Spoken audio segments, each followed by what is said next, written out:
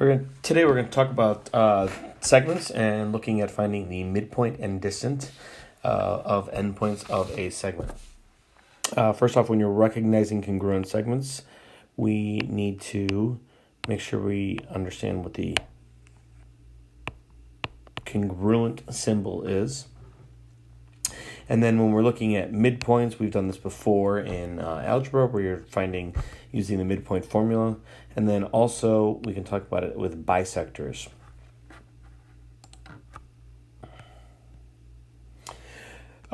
First thing then looking is at betweenness of points. For a point to be between two other points, all 3 points must be collinear. So looking at these two examples here, C is between points A and B because all 3 of those points are on the same line and C is clearly between. And then when you talk about an example where betweenness is not happening, E is not between D and F because those 3 points are not on the same line.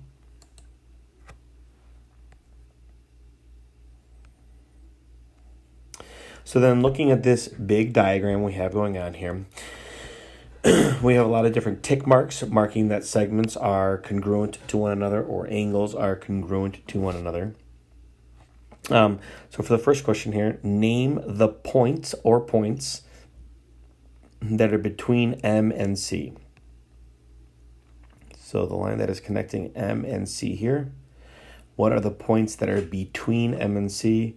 We would have point H and point N. Name 2 pairs of congruent segments as a congruency statement. So looking at the tick marks here to name the segments that are marked congruent. I see a segment right here that has 3 tick marks, and I see a segment here that has 3 tick marks, the same tick marks. So that would be segment M to P. So I'm writing the answer for number 2. It's segment MP. And then that segment is congruent to segment PT.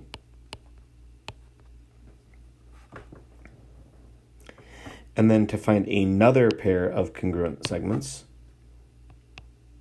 MA has 1 tick mark and HT has 1 tick mark.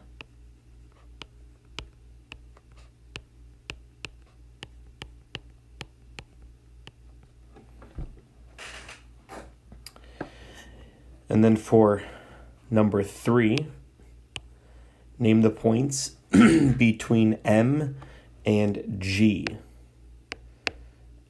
In this diagram, when I connect M and G, there are no points that are collinear with M and G, so that answer is none.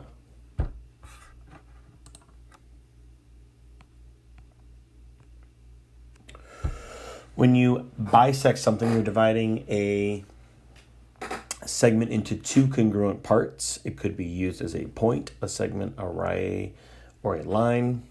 So if I were to have these 3 points here, and I marked that this segment was congruent to this segment, then I could say that B bisects segment AC. I could also go with the fact that it is a midpoint, and so this would also be that B is the midpoint of segment AC. I could also do it with bisecting an angle. If I were to say that angle, if I drew an angle, D, E, and F, I could have a ray going through the middle there. We'll call that ray EG. So here I could say that ray EG, if I mark those angles congruent to one another, ray EG bisects angle DEF because I can say it bisects because it's dividing the angle into 2 congruent angles. And we'll deal more with this as we move further along.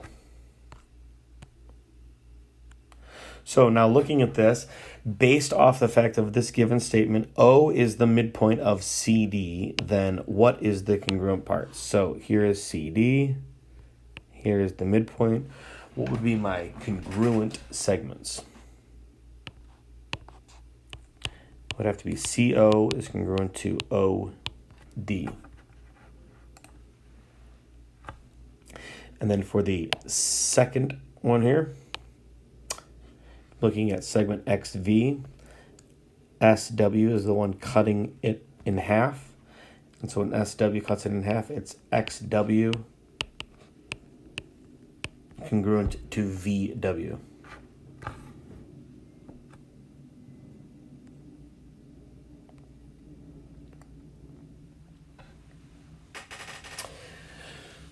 All right, for example number 2, we're going to use a baseball field example. So a baseball field can be represented on a number line. The catcher is at a given point, and then the right fielder is at another point. If the right fielder needs to throw the ball to home through the cutoff, so if you don't know baseball, but the second baseman would be the cutoff, and the second baseman is going to be placed at the halfway point between them, so the midpoint. How far is the throw from right field to the catcher? First off, where should the second baseman be in order for this? Well, so where is the second baseman going to be here? We need to use the midpoint, and we need to remember that in order to do midpoint, we add up the x's and divide by 2, and add up the y's and divide by 2.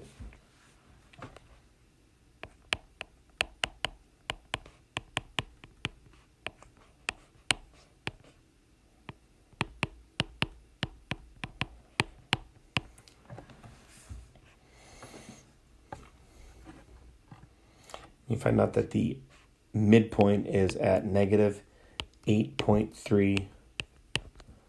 I'm sorry, negative, I screwed that up. Negative 0.83, comma 1.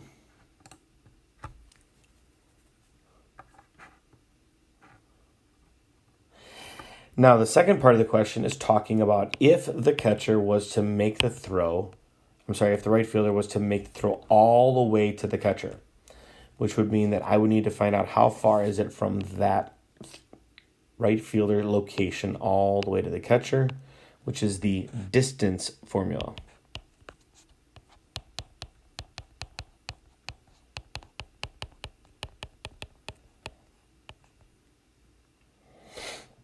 So we're calling the distance formula, and then we just plug the numbers in.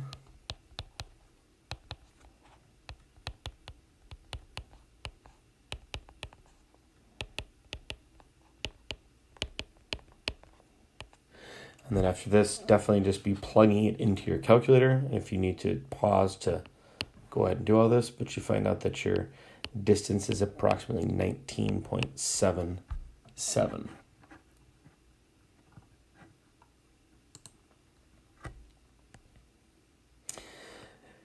Next example we're looking at is trisect. Trisect is we're dividing it into 3 congruent parts. So if I look at this distance from A to D, that distance is 21. So if I divide that into 3 congruent parts, then this distance would be 7, 7, and 7. So finding the coordinates of B and C, adding the 7, negative 5, and 7 would get me to 2, and then to 9. And then in order to find out how long AC is from here to here, that would be a distance of 14. For number 4, before you are solving any of these, make sure you label the diagram every time. So OM being x plus 8, mark that in. MP being 2x minus 6. And then OP being 44. First off, in order to find out if M is the midpoint, I need to use the information I have right here, which is first stating that these 2 segments must add up to equal 44. I'm going to solve this just like I would any algebra problem. And I get that x is 14. Now I need to go back and answer the question, is m the midpoint? When I plug in 14 here, I'm going to get 22 and 22. Since that does cut that in half, that would make m the midpoint.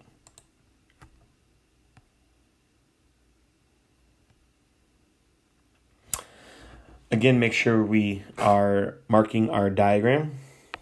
So TP bisects VS, cuts VS in half, so those two segments are congruent. It also bisects MR, which means MP and PR are congruent.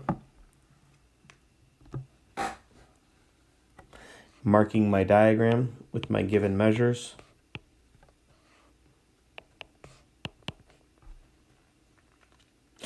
Now the fact that the entire perimeter is 62, I add up everything I have. Set it equal to 62.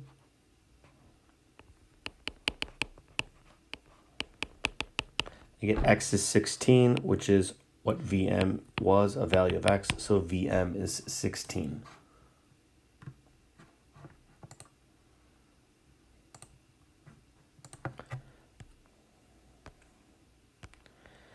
Last one, again, make sure we're labeling the diagram. So AB is 2x plus 9.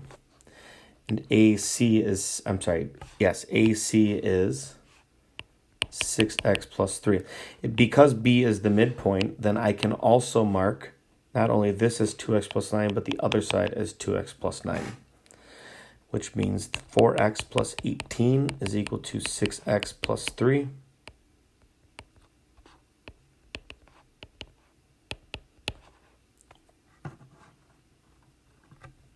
When I solve for x, I get 7.5. I need to plug that 7.5 back in order to find AB, and I get that AB is 24. We'll talk about this again as we go further on with angles, talking about bisecting and trisecting, but this concludes 1, 2, and 1, 3 notes.